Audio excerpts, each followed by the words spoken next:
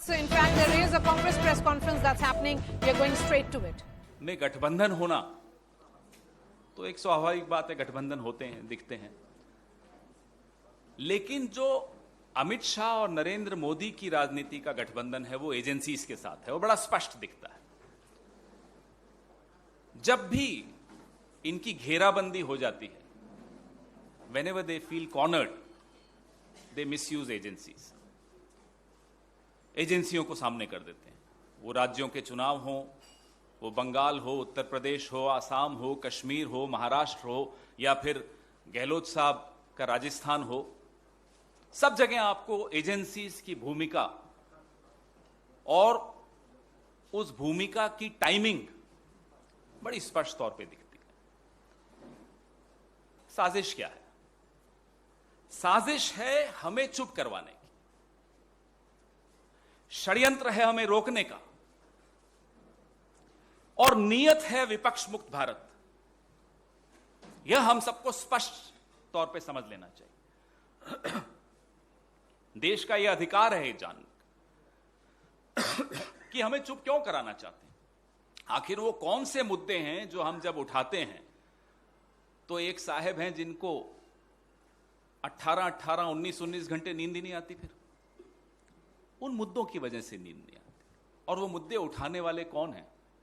वो मुद्दे उठाने वाली कांग्रेस पार्टी है, वो मुद्दे उठाने वाले राहुल गांधी हैं, वो मुद्दे उठाने वाली हमारी अध्यक्षा श्रीमती सोनिया गांधी हैं, और उन्हीं मुद्दों से इनकी नींद हराम है। इसी वजह से एजेंसीज को सुबह से शाम तक व्यस्त रखा जाता है। ये वन नेशन वन इलेक्शन मालूम है क्यों चाहते हैं? ताकि एक ही बार एहसान ले लें सारी एजेंसीज का, नहीं तो बार में सबको रिटायरमेंट के बाद एडजस्ट कराना पड़ता है।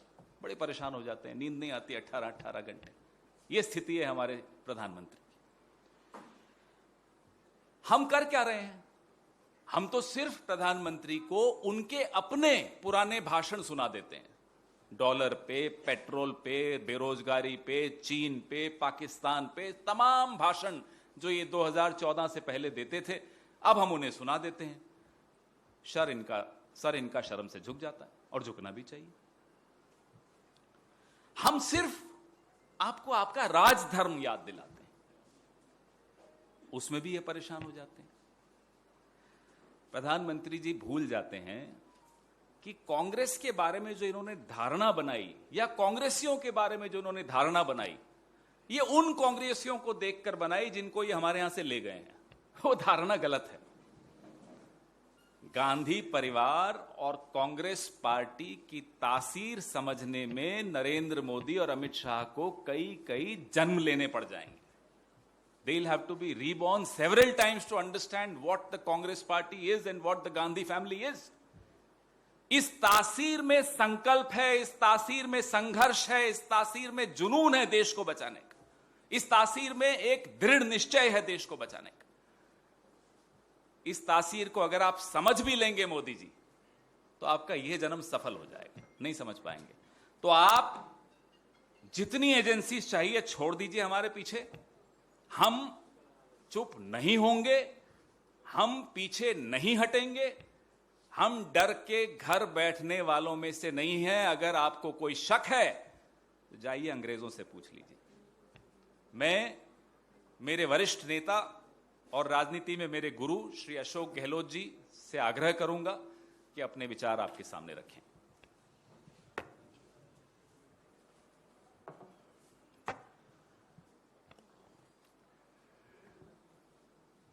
पवन खेड़ा जी और तमाम मेरे मित्रों, जैसा आप सबको मालूम है कि आज ईडी ने पिछली बार राहुल गांधी जी को बुलाया था और 5 दिन तक 50 घंटे से अधिक समय तक उनको पूछताछ करी। पूरा देश देख रहा था।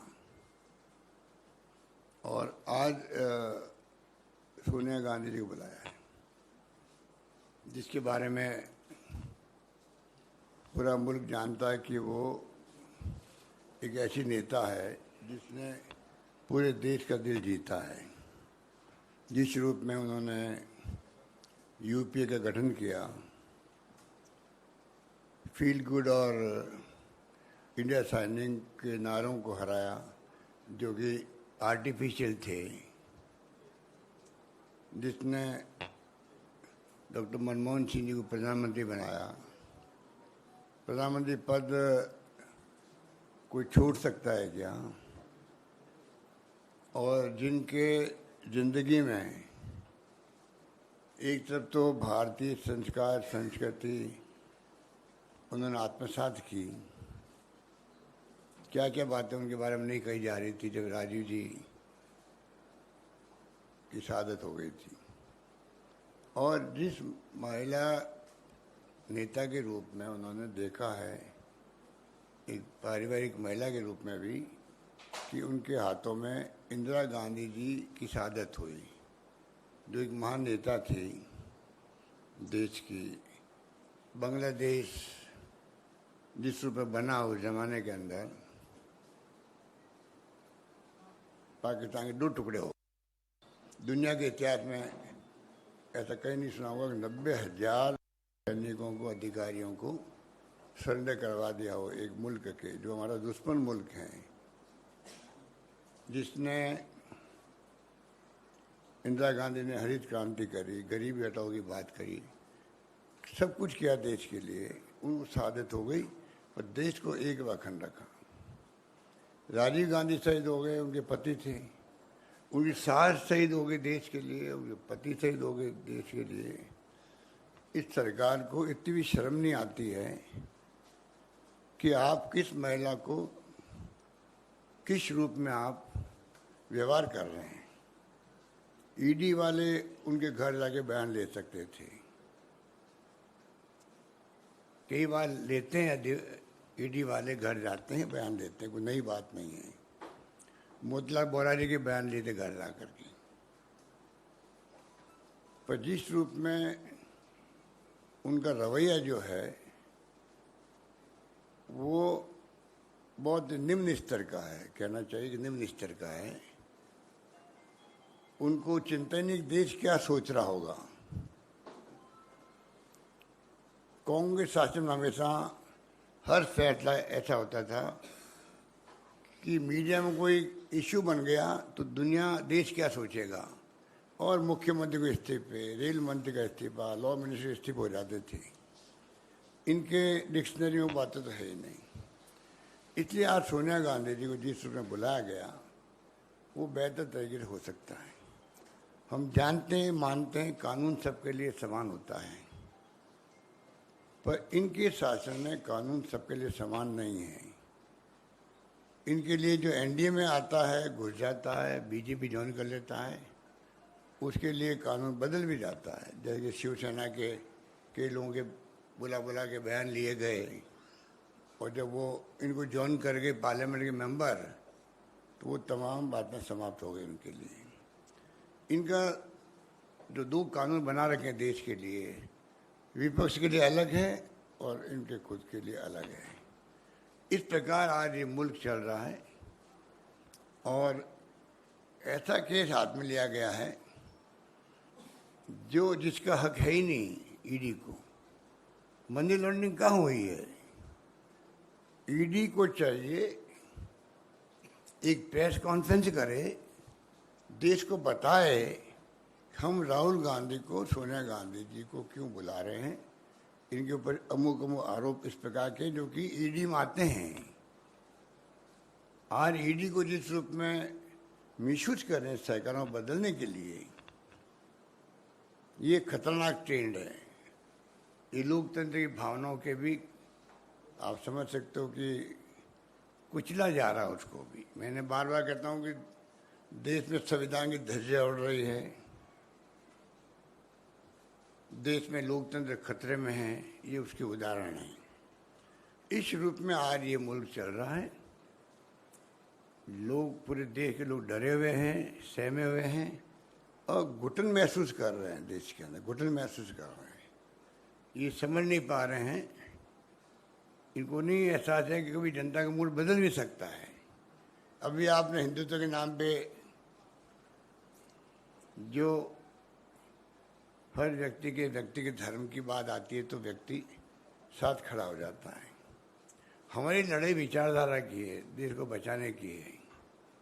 उसी लिए आज पूरे देश के कांग्रेस जन प्रदेशों के अंदर, जिलों के अंदर धरने कर रहे हैं, प्रदर्शन कर रहे हैं, मैसेज देने के लिए। अब भी आप, ये तो लोकतंत्र के गहने हैं, धरने हो, प्रदर्शन हो, विरोध प्रकट हो, इसको तो टॉलरेंस पावर हो, ये तो लोकतंत्र में आवश्यक है। आज अगर ये होते हमारी जगह तो आज आग लगा देते, तोड़फोड़ करते। इनकी फितरत ये है। हमारे यहाँ तो बाहर आप देख रहे हो, रघुपति राघव राजा राम, पतित पावन सीताराम के भजन हो रहे हैं। इस एक भजन से समझ लीजिए ईश्वर अल्लाह तेरे नाम, कि कांग्रेस की सोच क्या है, इनकी सोच क्या है। ये भजन बोलने वाले कभी भी ना हिंसा कर सकते हैं, ना तोड़फोड़ कर सकते हैं। और पुलिस बाहर छावनी बना रखा है एआईसीसी दफ्तर के चारों ओर। क्या जरूरत है? ये हमारा खुद का हेडक्वार्टर है, उसके अंदर आप आने की परमिशन नहीं दे रहे हो। ऐसा तो पहली बार इतिहास में हुआ है।